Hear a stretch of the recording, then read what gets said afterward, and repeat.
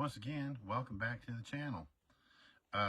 Tonight I'd like to talk a little bit about the trust law and maybe try and finish this up with part 3. A lot of times I'll misuse words. For instance, license, your license, and court.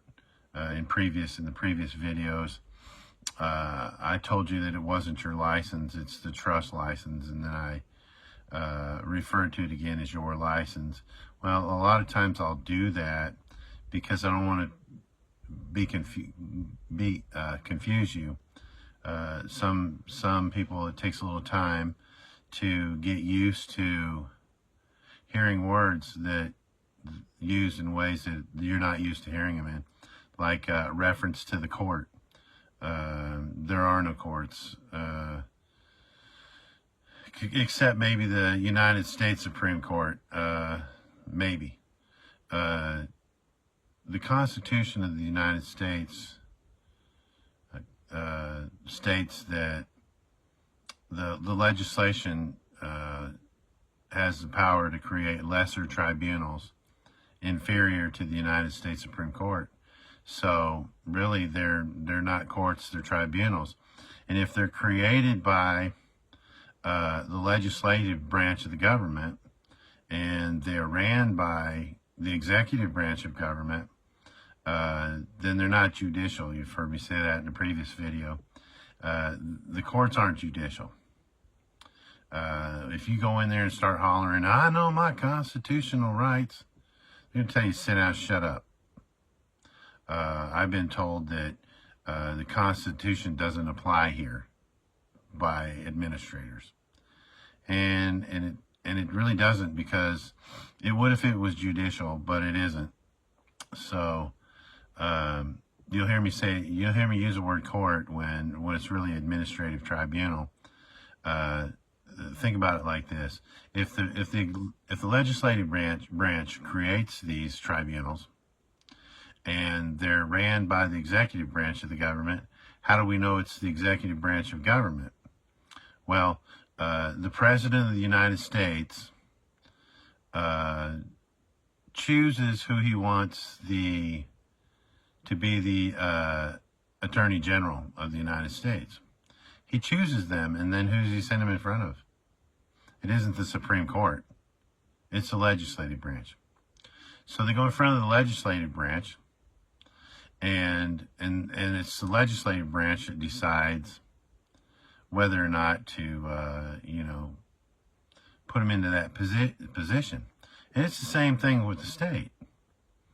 The Attorney General of the state of whatever state that you're in is chosen by the governor, and he goes in front of the executive branch or the legislative branch of the government, and then they put him in.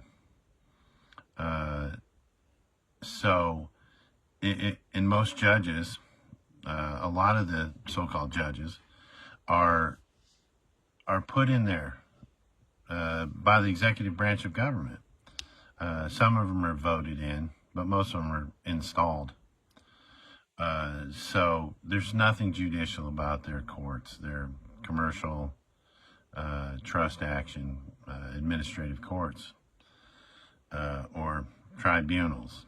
Like I say, a lot of times I'll misuse words because they're not familiar, and until you get used to saying them a lot.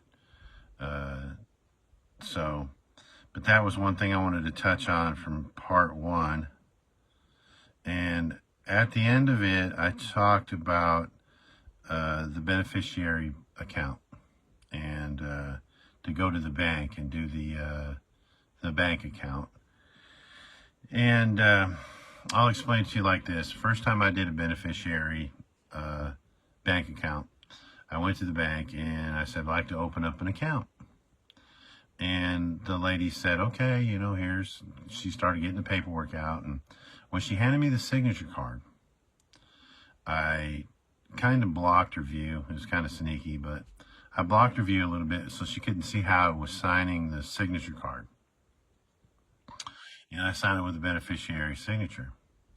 Well, I took the $200 that I was going to open the account with, and I laid it on top of the signature card, and I handed it to the accounts lady, and made some small talk, and she called back. She called my house a couple days later, and she said, "Mr. Hauser, I was looking at your signature card here, and I noticed the word after your name."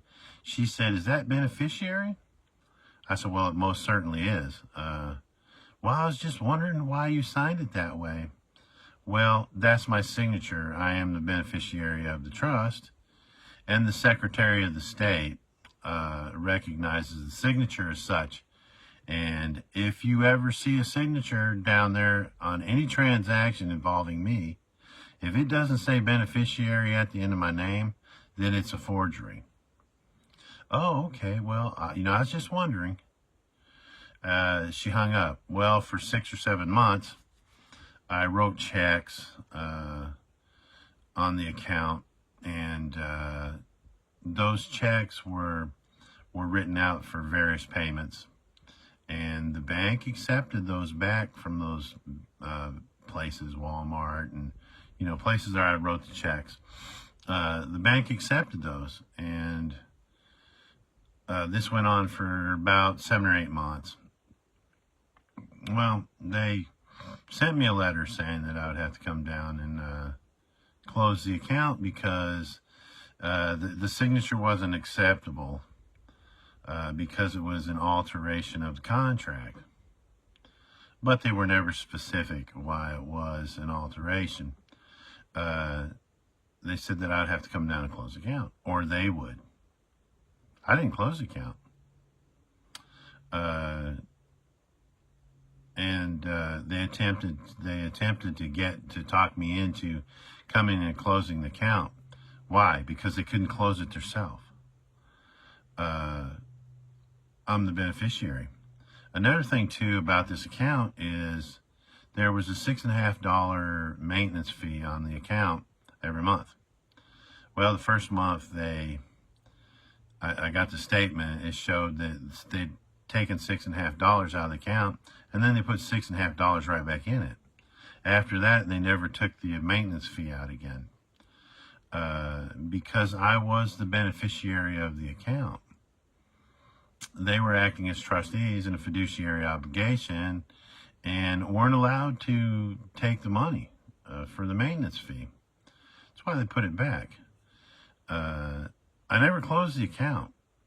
They, basically threatened, "Well, if you don't come down and close the account, we're going to send you a check for the balance of the account. We're going to close it ourselves." When you close a bank account and the account's still there, it just has a zero balance. And the reason the banks do that is for the federally funded $250,000 FDIC. They're still showing that they have an account. They tried to get me to close this account, and I wouldn't do it. They can't close it themselves. And I'm going through some dealings with this particular bank right now. And when it's over, I'm going to start using the account wide open like I used to. If you look at the bottom, if you look at the signature line on a check, most people aren't even using them anymore, but when you look at the signature line on the check, it's not a line. The little lock, the little padlock looking thing says MP on it. That stands for microprint. And if you take a magnifying glass and you look at that line, it's one line of authorized representative. A continuous authorized representative, authorized representative, authorized representative. So consider that. What does that mean? What is an authorized representative? A representative, or to represent or represent, means to present again. So if you're signing it as an authorized representative, then you're not signing it as the beneficiary. So that was the issue that the bank had with me, and I'll let y'all know how that turns out in a future video. So I wanted to touch on that from part 1. Part 2, I made the statement when I was talking about the situation with the Social Security judge, administrator, about the insurance running out in 2 months. That was a mistake. I misspoke. It was 2 years, is what that is. Which means 2 years after you stop working, the benefits run out. You have to apply for Social Security disability within the 2 years after you get injured and stop working the public job. Okay, but what I want to do is speak in some more detail about the Social Security hearing.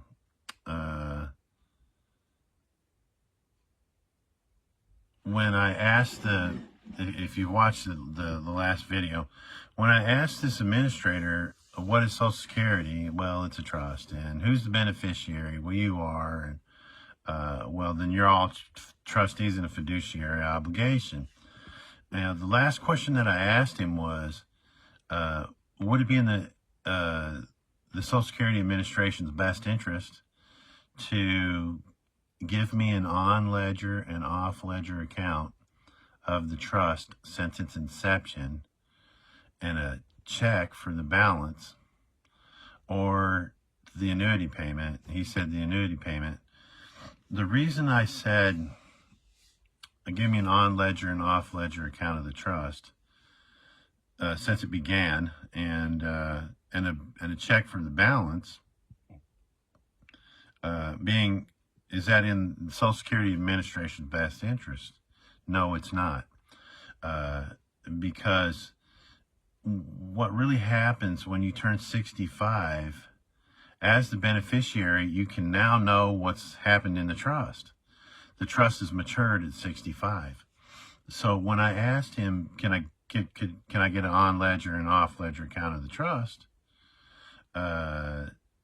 Would it be in their best interest to do that and give me a check for the balance, or make the annuity payments? He said the annuity payments. This guy knew. Here's the thing. When I got out of the military after Desert Storm in 92, I was rock climbing on a cliff here in East Tennessee. Well, I fell almost 50 feet and shattered both of my ankles. I was in a wheelchair for 8.5, 9 months. All kinds of hardware and everything. I was lucky it didn't kill me. But at that time, I was on unemployment from the state of Illinois and from my military pay when I got hurt. So they discontinued the Social Security because, or not the Social Security, but the unemployment, because I wasn't unemployable anymore. I was disabled. So I applied for Social Security disability and won and got it. That's why I was kind of familiar with when I went back in 2016, how the hearings operated, because I did it in the 90s.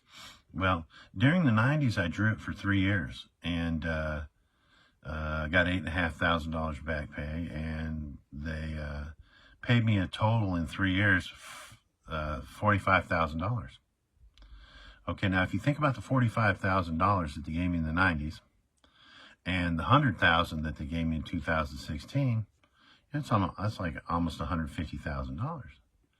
Well,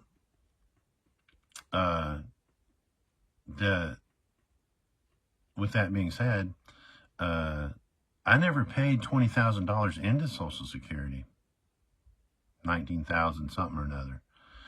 So I never paid that much into it.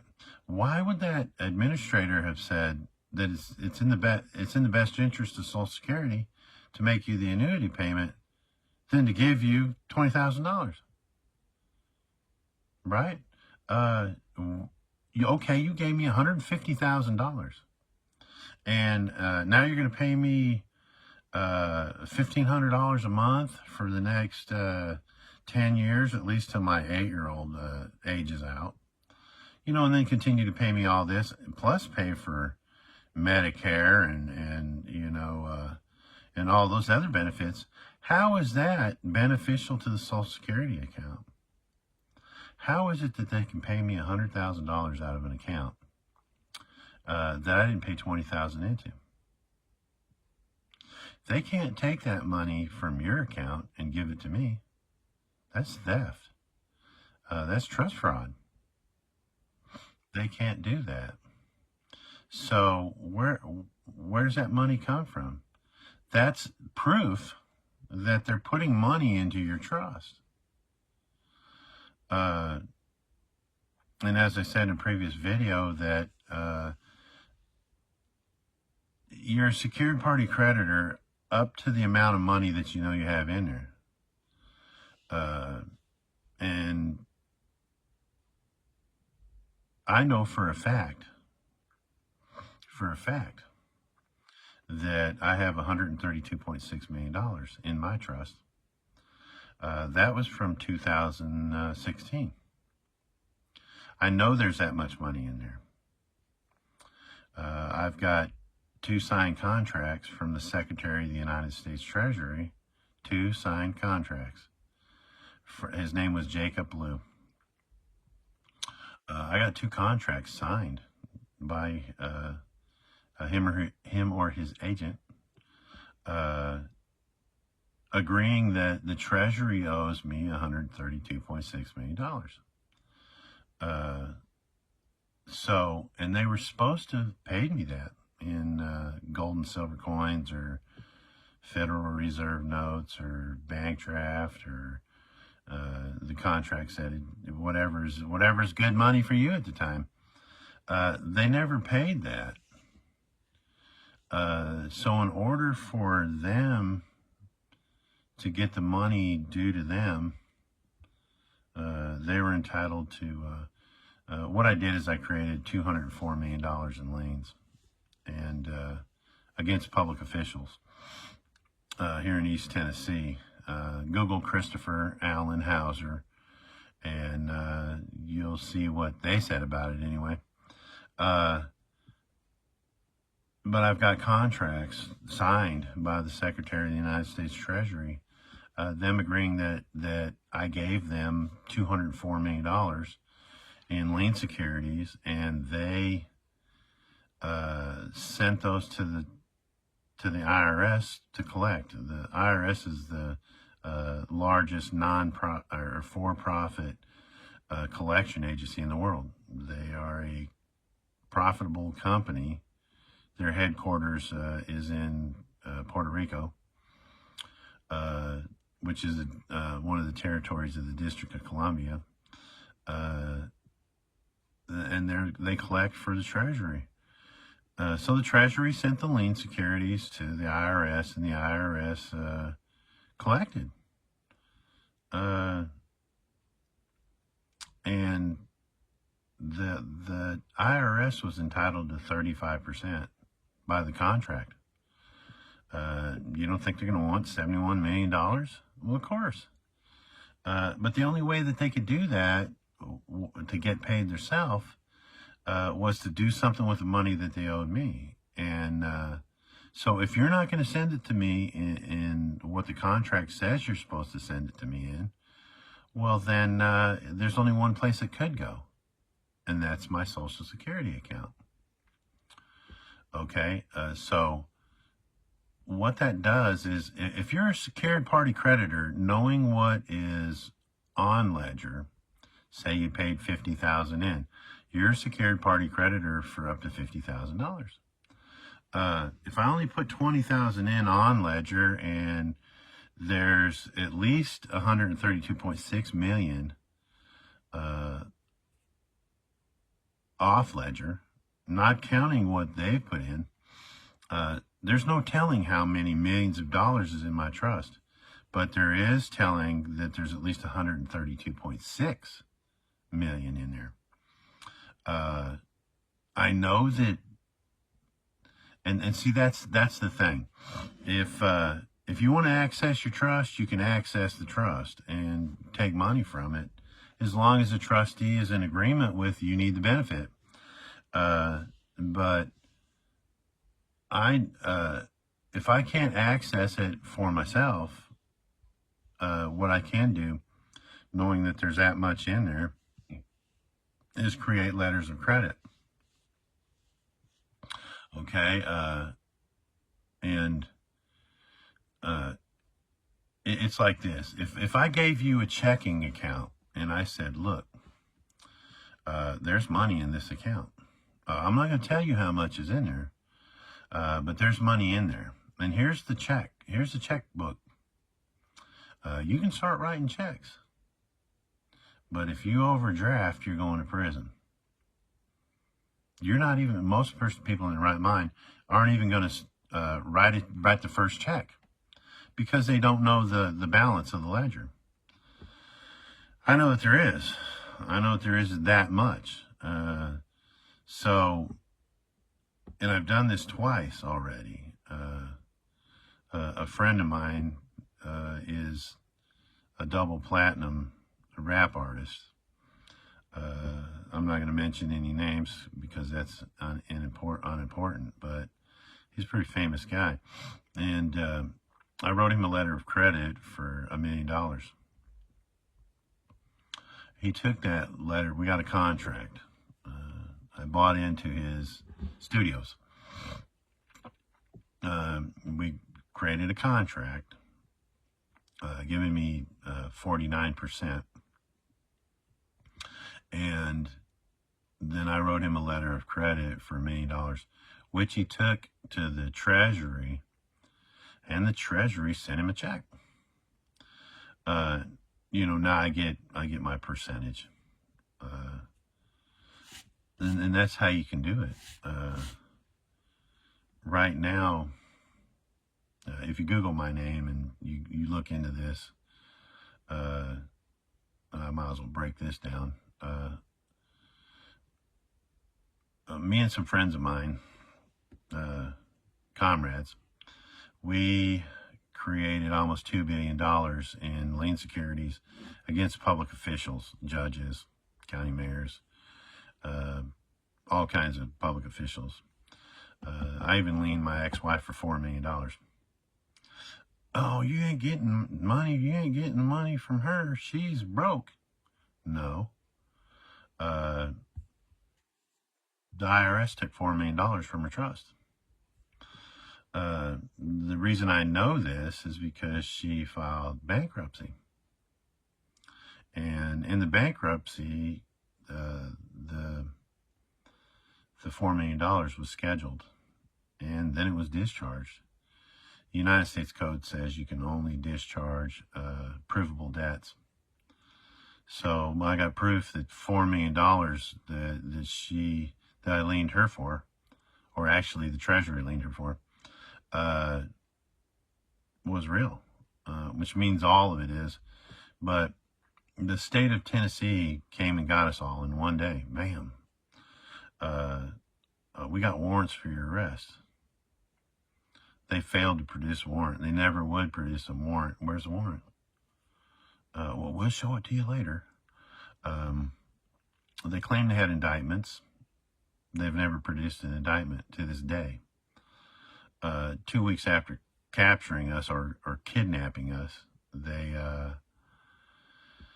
had an alleged arraignment where we challenged the jurisdiction and was never told the nature and the cause. The Sixth Amendment says you have the right to know the nature and cause of the accusations against you. So they never told us that. They have to tell you you're being charged with X, Y, and Z. Tennessee Code annotated X, Y, and Z. They never said that. We refused to go to court. And 14 months later, they had a trial, an alleged trial, where we weren't allowed to enter. We never went in. We never seen a jury never seen us. And we were all sentenced. At the most was a 50-year sentence, and at the least was a 20, which was mine. I was locked up 4 days short of 3 years. And to this day, Tennessee has yet to put one single piece of paper in my hand saying they had the right to do anything. The case is now going in front of the Tennessee Supreme Court. They know.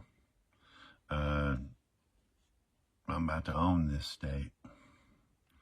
To take and hold someone using unlawful force is kidnapping. And if you fail to produce a warrant and you fail to produce an indictment, you never say what the charges are, you've been kidnapped. So when I say I don't kneel, I don't kneel. I called the so-called judge. I called her a harlot of Babylon. Cussed her out quite a bit. 3 times in 20 minutes I cussed her out, and never held me in contempt. Why? Because she didn't have jurisdiction. It's a female judge, looked just like Judge Judy. So that's what happened there. I could go into a little more detail, but I really don't have a lot of time. But I just wanted to touch base with that. And the final thing that I'd like to say is I wanted to talk about how it's really supposed to work. When you turn 65, the trust matures. You go down to the Social Security office. Okay, I'm 65. And, oh, come right this way, Mr. Hauser. We're going to set you up. We're setting you up, man. We're going to, give you health care, and we're going to give you so much money a month, and blah, blah, blah. Here, we want you to apply for your benefits.